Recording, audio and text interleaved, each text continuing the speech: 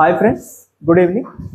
Today we have to discuss the topic of OBC creamy layer. Okay, ఎందుకు discuss చేస్తున్నామంటే రీసెంట్గా the parliamentary committee on the welfare of OBCs ఒక proposal పెట్టింది గవర్నమెంట్కి. ఏంటంటే ఈ క్రీమీ లేయర్ యొక్క ఇన్కమ్ సీలింగ్ ఏదైతే ఉందో రైట్ నా 8 lakhs ఉంది. ఈ 8 lakhs సీలింగ్ అనేది రివైజ్ చేయమని చెప్పి ప్రపోజల్ పెట్టింది. దీనికి రెస్పాండ్గా గవర్నమెంట్ అంటే ministry of social justice and empowerment ఏం చెప్పిందంటే యాజ్ ఆఫ్ నౌ ఎటువంటి ప్రపోజల్ మేము కన్సిడర్ చేయట్లేదు అని చెప్పి చెప్పడం జరిగింది. మళ్ళీ కమిటీ దానికి ఆన్సర్గా ఏం చెప్పిందంటే మనం నిజంగా అంటే if you want to see the real upliftment of that particular section of people we should revise that income ceiling అని చెప్పి చెప్పడం జరిగింది. ఈవెన్ మనకి DOPT means department of personnel and training వాళ్ళు కూడా for every 3 years the income ceiling is to be revised అని చెప్పి చెప్పడం జరుగుతుంది. కానీ ఇక్కడ what is creamy layer? Creamy layer అంటే ఫర్ సపోజ్ ఓబీసీ క్యాస్ట్లో ఎకనామికల్గా అడ్వాన్స్డ్ పీపుల్ ఉంటారు, ఎకనామికల్గా లో పీపుల్ ఉంటారు. ఎకనామికల్గా అడ్వాన్స్డ్ పీపుల్ని రిజర్వేషన్ బెనిఫిట్స్ నుంచి రిమూవ్ చేయాలి. రిజర్వేషన్ బెనిఫిట్స్ నుంచి రిమూవ్ చేయడమే కాన్సెప్ట్ అనేది క్రీమీ లేయర్ కాన్సెప్ట్. అంటే it is the segment of people who are economically advanced so that they will be removed from the benefit of reservation. Okay, this is what creamy layer concept. రావ్ అసలు ఈ creamy layer అనే పదాన్ని మొట్టమొదటిగా Sattanathan committee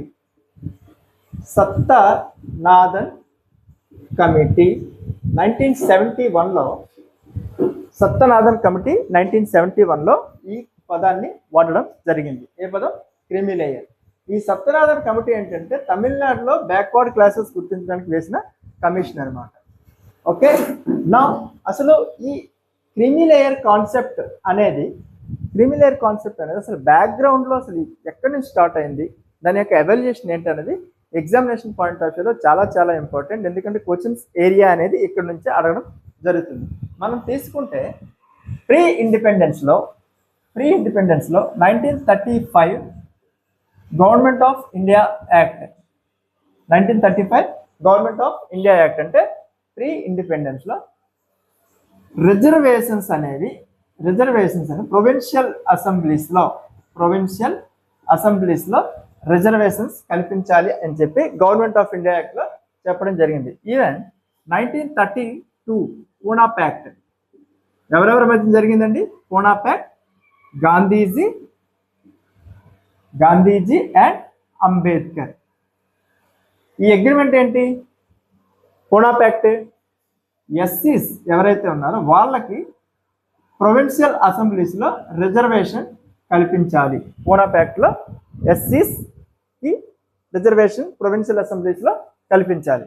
so after independence 1953లో కాకా Kalelkar commission అనేది ఏర్పాటు చేశారు. ఎందుకంటే ఎస్సీ, ఎస్టీ అండ్ బీసీస్ ఎవరైతే బ్యాక్వర్డ్ క్లాసెస్ ఉంటారో వాళ్ళ యొక్క అప్లిఫ్ట్మెంట్ కోసం కొన్ని రికమెండేషన్స్ ఇవ్వమని చెప్పి ఈ కమిషన్ అనేది ఏర్పాటు చేయడం జరిగింది. దీన్నే ఏమంటారంటే first backward classes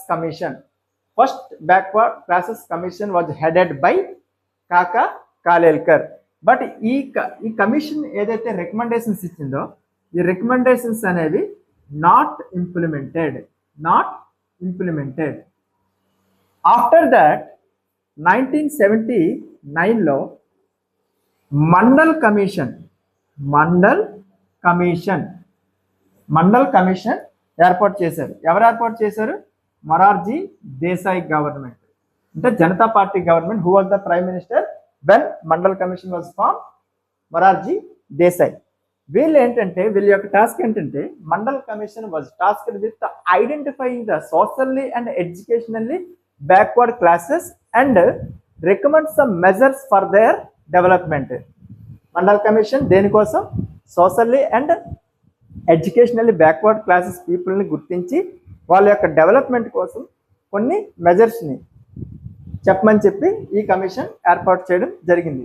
mandal commission ఏం చేసిందంటే టోటల్గా సర్వే అంతా చేసి 3473 అంటే 3473 SEBs socially and educationally backward క్లాసెస్ని గుర్తించి ఈ యొక్క పాపులేషన్ టోటల్ పాపులేషన్ 52% ఉంది. ఈ 3473 ఏదైతే ఈ క్లాసెస్ ఉన్నారో వాళ్ళ పాపులేషన్ 52% ఉంది అని చెప్పి మండల్ కమిషన్ చెప్పడం జరిగింది. మండల్ కమిషన్ ఈ యొక్క అబ్జర్వేషన్తో కొన్ని రికమెండేషన్స్ ఇచ్చింది అనమాట. మండల్ కమిషన్ రికమెండేషన్స్ ఏమి ఇచ్చిందంటే 27% of the reservation should be given to OBCs. 27% reservation to OBCs. 27% reservation అనేది ఓబీసీలకు ఇవ్వాలి. ఆల్రెడీ ఎస్సీ ఎస్టీ ఇది రెండు కలిపి 22.5% అనేది రిజర్వేషన్ ఆల్రెడీ ఉంది. దీంతో 27% రిజర్వేషన్ ఎవరికి ఇవ్వాలి, ఎవరికి ఇవ్వమని చెప్పింది? ఓబీసీస్కి ఇవ్వమని చెప్పింది అనమాట.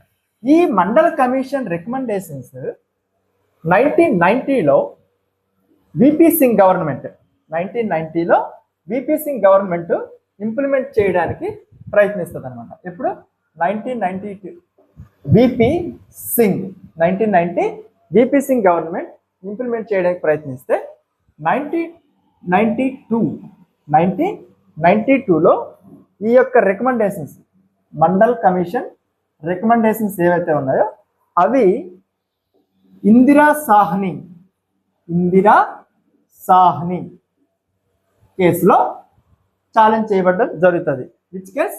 ఇందిరా సాహ్ని కేస్ 1992. ఈ ఇందిరా సాహ్ని కేసులో సుప్రీంకోర్టు ఏం అబ్జర్వ్ చేస్తుందంటే సుప్రీంకోర్టు 27% ఓబీసీ రిజర్వేషన్ ఏదైతే ఉందో దాన్ని అప్హెల్డ్ చేస్తుంది, దాన్ని వ్యాలిడ్ చేస్తుంది అనమాట. 27% ఆఫ్ ఓబీసీ రిజర్వేషన్ వ్యాలిడ్ చేస్తూ టోటల్ రిజర్వేషన్ అనేది 50% లోపల ఉండాలి. 50% దాటకూడదు. టోటల్ రిజర్వేషన్ 50% దాటకూడదు. 27% ఓబీసీ రిజర్వేషన్ ఏదైతే ఉందో దాన్ని అప్హెల్డ్ చేసింది. ఇంకో విషయం ఏం చెప్పిందంటే ఎవరైతే క్రీమీ లేయర్ పీపుల్ ఎవరైతే ఉంటారో వాళ్ళని రిజర్వేషన్ బెనిఫిట్స్ నుంచి తొలగించండి అని చెప్పి ఏ కేసులో? ఇందిరా సాహ్ని కేసులో సుప్రీంకోర్టు ఏం చెప్పిందంటే 27% of the OBC reservation okay, 50% దాటకూడదు total reservations. Creamy layer people అనేవారు రిజర్వేషన్ బెనిఫిట్స్ నుంచి రిమూవ్ చేయాలి అని చెప్పి ఇందిరా సాహ్ని కేసులో చెప్పడం జరిగింది. ఆ తర్వాత 1993లో DOPT department of personnel and training వాళ్ళు కొన్ని గైడ్ లైన్స్ ఫిక్స్ చేశారనమాట రిగార్డింగ్ ఇన్కమ్ సీలింగ్. 1993లో 1 lakh పెట్టారు. అంతా 1 lakh ఇన్కమ్ సీలింగ్ పెట్టారు. ఆ తర్వాత దీని రివిజన్ అనేది 2004లో జరిగింది. 2004లో 2.5 lakhs అయింది. 2004లో దీని యొక్క రివిజన్ 2.5 lakhs ఏంటి? Income ceiling. నెక్స్ట్ 2008లో 4.5 lakhs. 2008లో 4.5 lakhs. నెక్స్ట్ 2013లో 6.5 lakhs. నెక్స్ట్ రివిజన్ 2017లో 6.5 నుంచి 8 lakhsకి మార్చారనమాట. అంటే ఇప్పటి వరకు 2017 లాస్ట్ రివిజన్ ఎప్పుడు జరిగింది? 2017లో 8 lakhs. ఇప్పటి వరకు రివిజన్ జరగలేదు. సో ఇన్ఫ్లేషన్ పెరుగుతుంది, రైజింగ్ ఇన్కమ్ లెవెల్స్ అనేవి జరుగుతున్నాయి. సో అందుకని రియల్ అప్లిఫ్ట్మెంట్ అనేది కోరుకుంటే ఈ యొక్క క్రిమీ లేయర్ ఇన్కమ్ సీలింగ్ అనేది రివైజ్ చేయమని చెప్పి పార్లమెంటరీ కమిటీ ఏదైతే ఉందో వెల్ఫేర్ ఆఫ్ ఓబీసీస్ అది సజెస్ట్ చేయడం జరిగింది.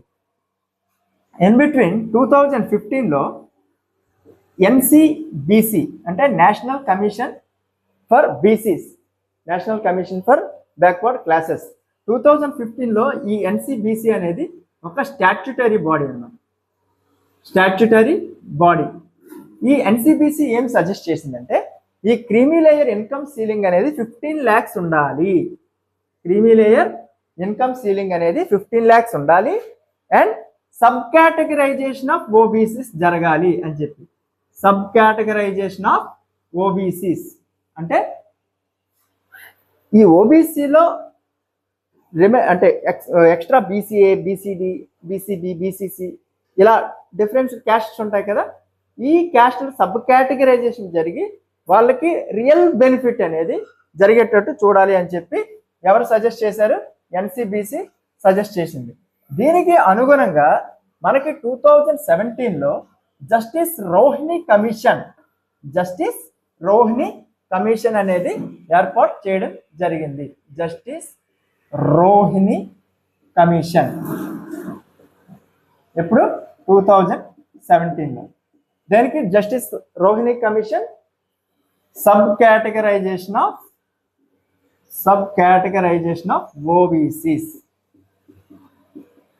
Okay, sub categorization of OBCs ఎవరు సజెస్ట్ చేశారు? ఎన్సిబిసి 2015లో.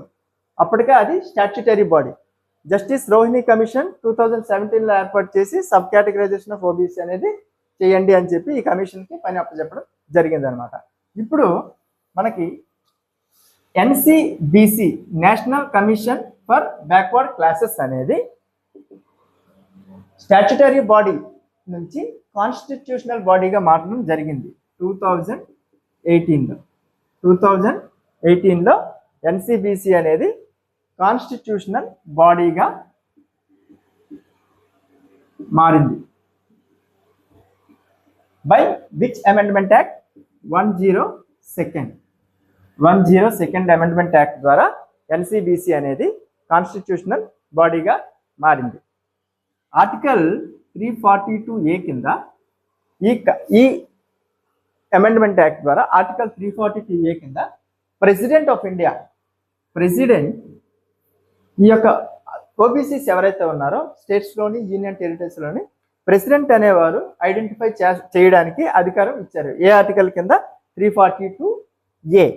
ఓకే, ఆఫ్టర్ దట్ ఈ 342A కింద ప్రెసిడెంట్కి ఇచ్చారు కదా, దాన్ని 105th కాన్స్టిట్యూషనల్ అమెండ్మెంట్ యాక్ట్ ద్వారా స్టేట్స్కి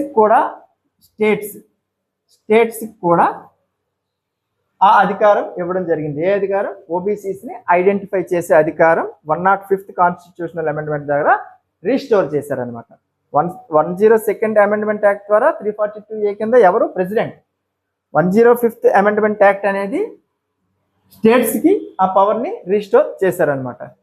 అలాగే ఎన్సిబిసి మనకు ఉండేటట్టే మనకి SC, NCST, national commission for scheduled castes, national commission for scheduled tribes. National commission for scheduled caste అంటే ఇది ఏ ఆర్టికల్ కింద ఉందంటే ఆర్టికల్ 338. ఇది ఎన్సిఎస్టీ ఆర్టికల్ 338A. ఎన్సిబిసి అనేది ఆర్టికల్ 338B. ఓకే, ఎన్సిబిసి అనేది ఆర్టికల్ 338B, ఎన్సిఎస్సి అనేది 338, ఎన్సిఎస్టీ అనేది 338A. Before 89th constitutional amendment act there is only one commission for both SC and ST. 89th constitutional amendment act ద్వారా అది separate చేయడం జరిగింది. 89th constitutional amendment act ద్వారా ఈ బాడీని సెపరేట్ చేశారు. ఏ బాడీ? ఎన్సిఎస్టీ. ఎన్సిఎస్టీ అనేది ఏ అమెండ్మెంట్ యాక్ట్ ద్వారా ఏర్పాటు చేయబడింది? Under article 338A, 89th constitutional amendment act. Okay, this is the total background. And one more thing, in 2006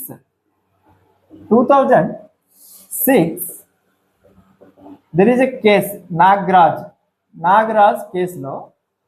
Nagaraj కేసులో సుప్రీంకోర్టు ఏం చెప్తుందంటే, సుప్రీంకోర్టు ఎస్సీ అండ్ ఎస్టీస్కి ప్రమోషన్స్లో రిజర్వేషన్స్ ఇవ్వచ్చు. రిజర్వేషన్స్ ఇన్ ప్రమోషన్స్ అని చెప్పి ఏ కేసులో చెప్పింది? 2006లో నాగరాజ్ కేసులో చెప్పింది. ఎప్పుడు ఇవ్వచ్చు రిజర్వేషన్స్ ప్రమోషన్స్లో? If they are not adequately represented.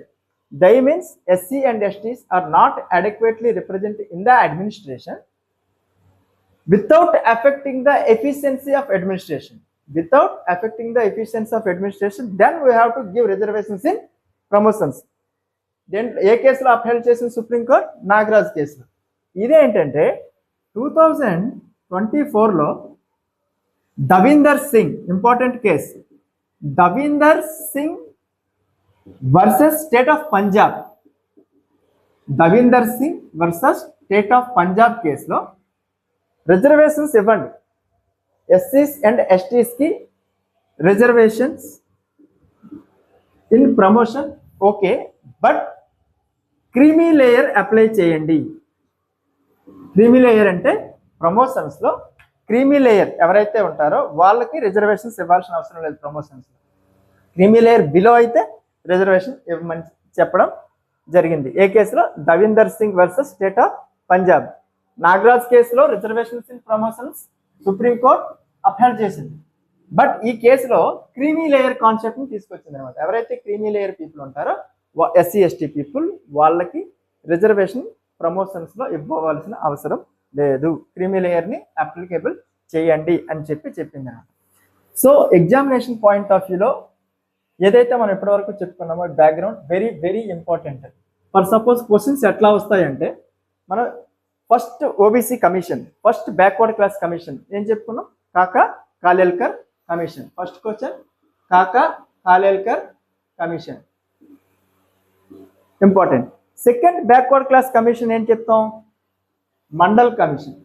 Mandal commission. Kaka Kalelkar commission ఎప్పుడు? 1953. Mandal commission 1979. Okay. Next sub categorization of OBCs ఎప్పుడు? 2017. ఏ commission? Rohini commission. Sub categorization of OBCs. Next important, ఈ వీడియోలో ఏం చెప్పుకున్నామంటే ఇందిరా సాహ్ని కేసు. ఇందిరా సాహ్ని కేసు. ఇందిరా సాహ్ని కేసులో ఏం చెప్పింది supreme court? 27% of reservation given to OBCs is valid. Total reservations should not be more than 50%. 50% కంటే దాటకూడదు. అగైన్ క్రీమీ లేయర్ పీపుల్ అనేవారు రిజర్వేషన్ బెనిఫిట్స్ నుంచి రిమూవ్ చేయమని చెప్పింది. నెక్స్ట్ ఇంపార్టెంట్, ఎన్సీబీసీ ఎప్పుడు స్టాట్యుటరీ బాడీ నుంచి కాన్స్టిట్యూషనల్ బాడీగా మారింది? 2018లో. Which amendment act? 102nd amendment act. Next NCSC, NCST. NCBC which article? 338B. NCST 338. NCST 338A. ఈ ఎన్సీఎస్సీ ఎస్టీ అనేది ఒకప్పుడు సింగిల్ బాడీగా ఉండేది. ఏ అమెండ్మెంట్ యాక్ట్ ద్వారా ఎన్సీఎస్టీ సెపరేట్ చేయబడింది? 89 కాన్స్టిట్యూషనల్ అమెండ్మెంట్ యాక్ట్. రిజర్వేషన్స్లో అది ప్రమోషన్స్లో రిజర్వేషన్ అనేది ఉండాలి అని చెప్పి ఎస్సీ ఎస్టీస్కి ఏ కేసులో సుప్రీంకోర్టు అప్హెల్డ్ చేసింది? నాగరాజ్ కేసు. ఏ కేసు? నాగరాజ్ కేసు. ఎప్పుడు Nagaraj case? 2006. Creamy layer apply చేయమని చెప్పి రిజర్వేషన్లో అదే ప్రమోషన్స్లో రిజర్వేషన్ ఏదైతే ఉందో క్రీమీ లేయర్ అప్లై చేయమని చెప్పి Davinder Singh versus state of Punjab కేసులో 2024లో గైడ్ లైన్స్ ఇవ్వడం జరిగింది. Okay friends, all this is information about creamy layer and each and every point. All these points are very very important for every competitive examination. Thank you.